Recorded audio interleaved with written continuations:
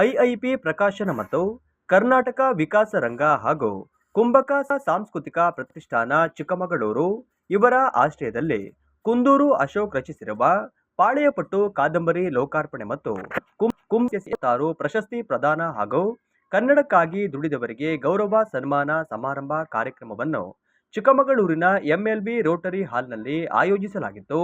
ಕರ್ನಾಟಕ ಸರ್ಕಾರ ಕನ್ನಡ ಅಭಿವೃದ್ಧಿ ಪ್ರಾಧಿಕಾರದ ಅಧ್ಯಕ್ಷರಾದ ಪುರುಷೋತ್ತಮ ಬಿಳಿಮಲೆಯವರು ಜ್ಯೋತಿ ಬೆಳಗುವುದರ ಮೂಲಕ ಉದ್ಘಾಟಿಸಿ ಕಾರ್ಯಕ್ರಮಕ್ಕೆ ಚಾಲನೆ ನೀಡಿದರು.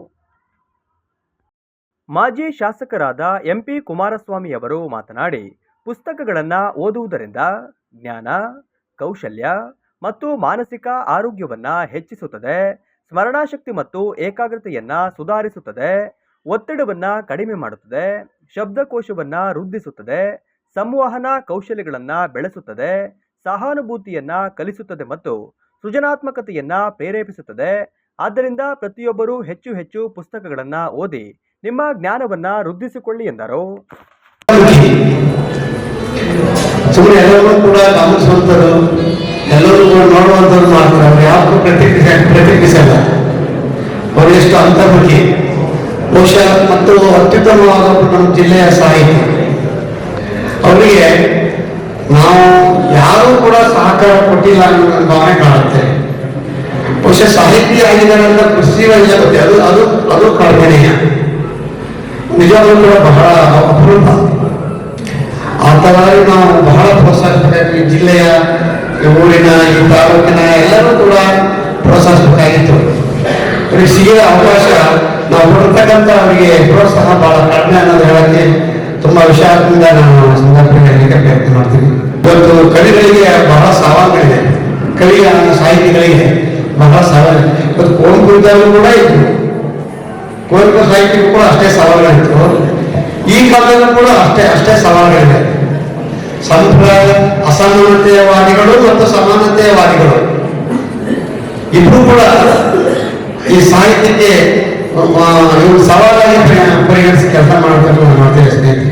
ಕುಂಭಕ ಸಾಂಸ್ಕೃತಿಕ ಪ್ರತಿಷ್ಠಾನ ಹಾಗೂ ಕರ್ನಾಟಕ ವಿಕಾಸ ರಂಗ ಅಧ್ಯಕ್ಷರಾದ ಕುಂದೂರು ಅಶೋಕ್ ಅವರು ಮಾತನಾಡಿ, ಪುಸ್ತಕ ಸಂಸ್ಕೃತಿ ಕಟ್ಟುವುದು ಇಂದಿನ ದಿನಮಾನದಲ್ಲಿ ಕಷ್ಟದ ಕೆಲಸ.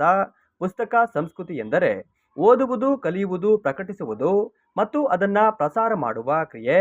ಪುಸ್ತಕ ಸಂಸ್ಕೃತಿಯನ್ನು ಚಿಕ್ಕಮಗಳೂರಿನಲ್ಲಿ ಹರಡುವಂತಹ ಕೆಲಸವನ್ನು ಐಐಪಿ ಪ್ರಕಾಶನ ಮಾಡುತ್ತಿದೆ. ಅದಕ್ಕೆ ಕಾರಣಕರ್ತರು ನಂಜೇಶ್ ಬೆಣ್ಣೂರು ಅವರ ಈ ಕಾರ್ಯ ಶ್ಲಾಘನೀಯ ಎಂದರು.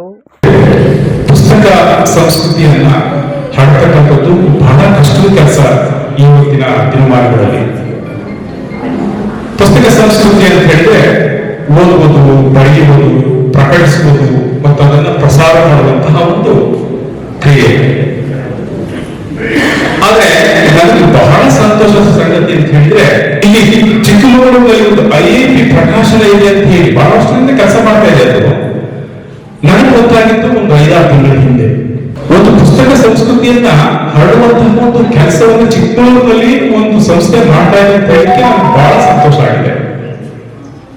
ಅದಕ್ಕೆ ಕಾರಣಕರ್ತರು ನಂಜೇಶ್ ಬೆಣ್ಣೂರು ಇವತ್ತು ಅಧ್ಯಕ್ಷತೆಯನ್ನು ವಹಿಸಿದ್ದಾರೆ. ಒಂದು ಪುಸ್ತಕ ಹೊರತರಬೇಕಾದ್ರೆ ಎಷ್ಟು ಕಷ್ಟ ಇದೆ ಅಂತಕ್ಕಂಥದ್ದು ತಮಗೆಲ್ಲರಿಗೂ ಗೊತ್ತಿದೆ.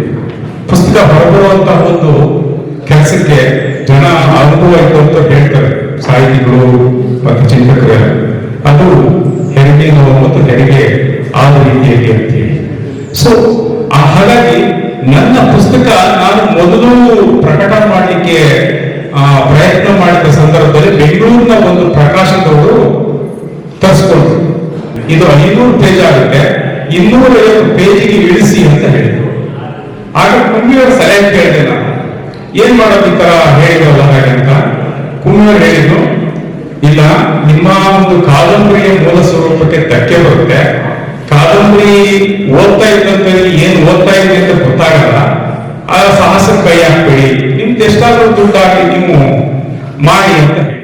ಕಾರ್ಯಕ್ರಮದಲ್ಲಿ ವಿಧಾನ ಪರಿಷತ್ ಶಾಸಕ ಸಿಟಿ ರವಿ, ಐಐಪಿ ಪ್ರಕಾಶನ ಪ್ರಕಾಶಕರಾದ ನಂಜೇಶ್ ಬೆಣ್ಣೂರು ಮುಂತಾದವರು ಉಪಸ್ಥಿತರಿದ್ದರು.